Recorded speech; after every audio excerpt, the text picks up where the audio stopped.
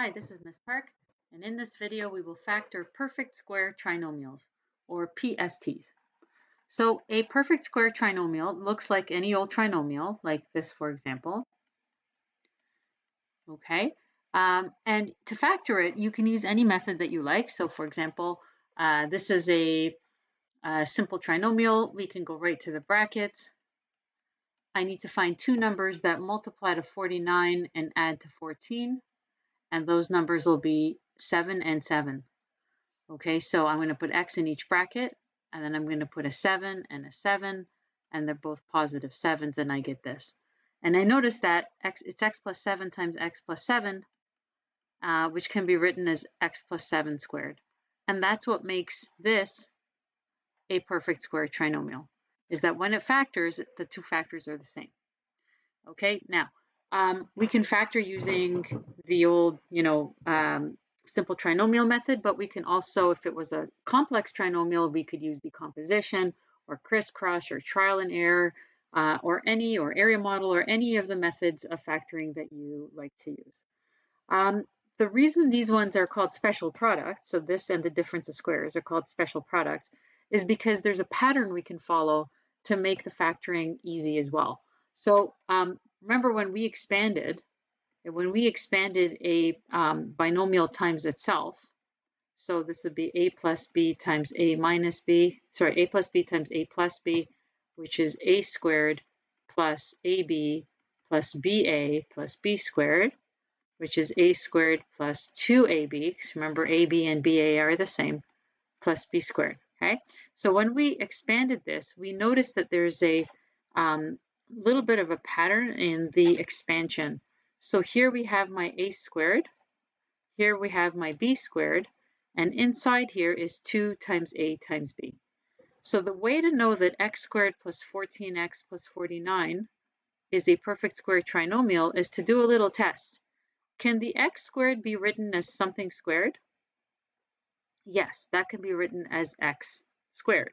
So the a is just the x. And can the 49 be written as something squared? Yes, that's 7 squared. So the b is 7.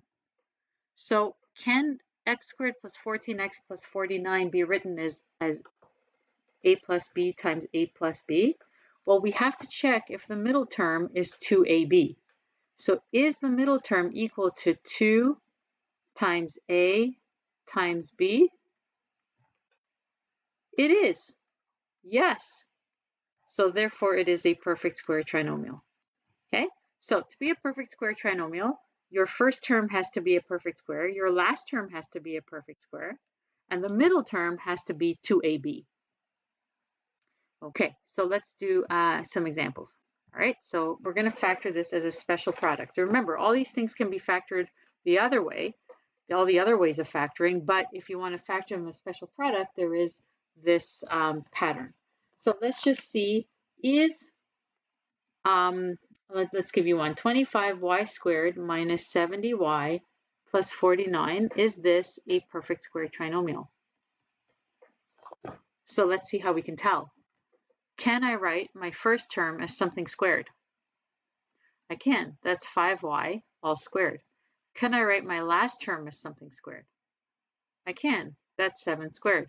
Now let's check my middle term. Is my middle term equal to 2 times 5y times 7? Okay. So 2 times 5y times 7 is 70y, but this is negative 70y. So is that a perfect square trinomial? So it turns out that it is, because 49 can be written as negative 7 squared also. So if the b was negative 7, then now that does equal to negative 70y. So it is a perfect square trinomial. And how do you factor it? A plus b times a plus b. So 5y and 5y, and negative 7 and negative 7. Notice here the b is a negative number, but it's still a plus b and a plus b. Perfect square trinomial. And if you want, you can write it as 5y minus 7 all squared. You don't have to, but you can. Okay, let's do one other question. So this is kind of, they have these questions in the textbook. Okay, and it says, determine all values of k so that each trinomial is a perfect square. And I'm going to do two examples. Okay, the first trinomial is going to be 25y squared plus ky plus 144. So what does the value of k have to be in order for this to be a perfect square trinomial? So let's see what we have. 25y squared can be written as 5y all squared. 144 can be written as 12 squared. To be a perfect square trinomial, I need the middle term to be 2 times a times b. And that is 120k. Sorry, 120y. 120y. So therefore k must be equal to 120. You see? In order to be a perfect square trinomial, it has to look like a squared plus 2ab plus b squared. A squared plus 2ab plus b squared. So here's my a, and here's my b, and here's my 2ab. Okay, so k must be equal to 120. Let's do another one. 9x squared minus 42x plus k. Okay, so this is going to be 3x all squared. Now, if that's going to be a perfect square trinomial, then the k must be a number that is a perfect square. But there's lots of numbers that are perfect squares, so how are we going to know which one it is? So I'm going to write this as 2ab. So this is 2. Now I already know my a is 3x, so what does my b have to be? To be negative 42x. So this is already 6x. That means my b has to be negative 7. So let me write this again and highlight it in the yellow. Okay, so this is a, and this is 2ab. All right, and then the last one is going to be the b squared. So that means b is negative 7. So k must equal to negative 7 squared, which is 49.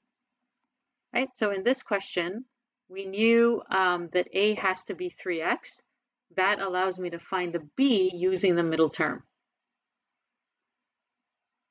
And once I have the b, then I know the last term is b squared. Okay, so hope you enjoyed these examples. Please practice, and thanks for watching.